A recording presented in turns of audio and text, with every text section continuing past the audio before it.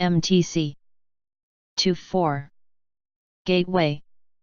Major long-term threats to deep-sea fishes, as with all life on the planet, derive from trends of global climate change.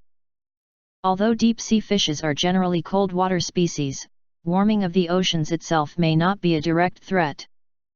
Many of the deep-sea fishes originated during the early Cretaceous when the deep sea was warm, and the Mediterranean Sea, which is warm down to a depth of over 5,000 m, is populated by deep-sea fishes.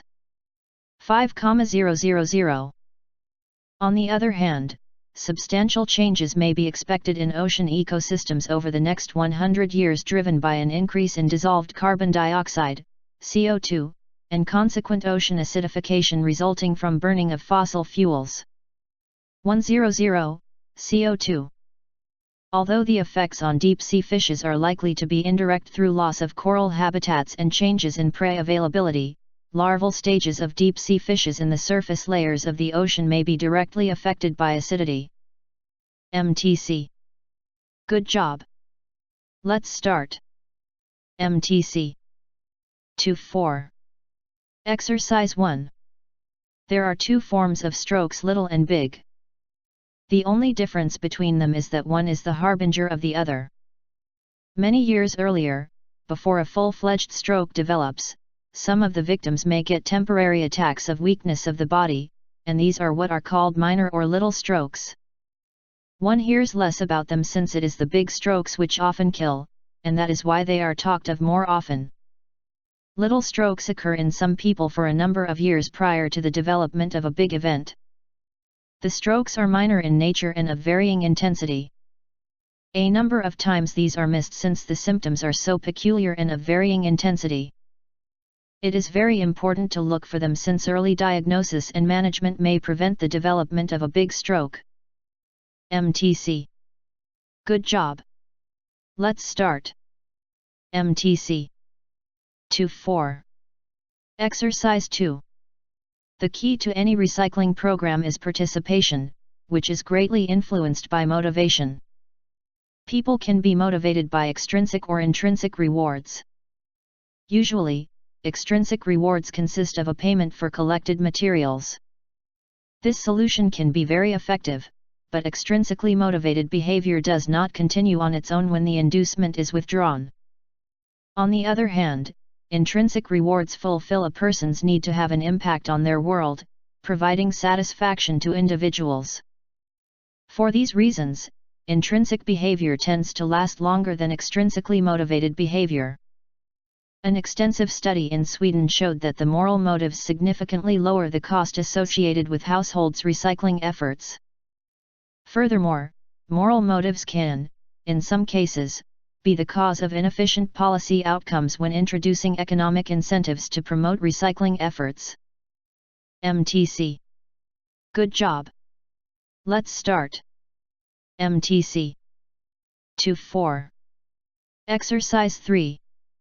It is an irrefutable feature of our world that everything each and every one of us does affects everyone else, everywhere, because we all share the same air. Little things like recycling your junk mail, installing energy-efficient light bulbs, and reusing grocery bags, all make a difference, although a seemingly small one. But along with the small changes, making a better future is going to require huge ideas and huge actions. We need to think big, because we are going to have to take big steps as a society. As Rick Smalley put it, we have to do more with less. Rick Smalley.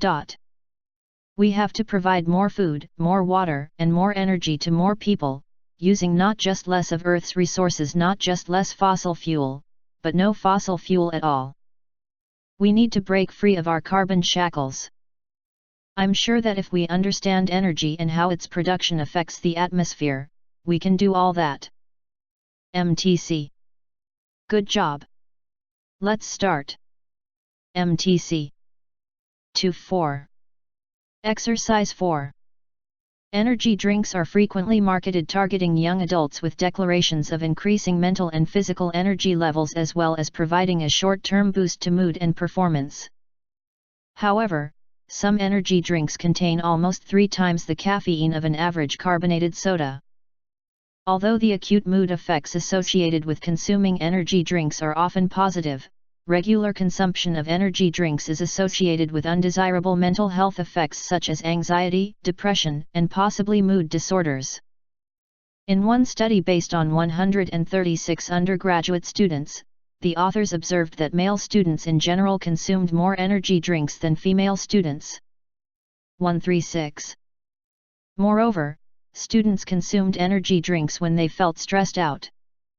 However, consuming energy drinks on a regular basis was associated with lower academic performance. In another study based on 502 young males and 567 young females, the authors observed that energy drink consumption, 100 ml/day, was significantly associated with anxiety, though not depression, in males but not in females.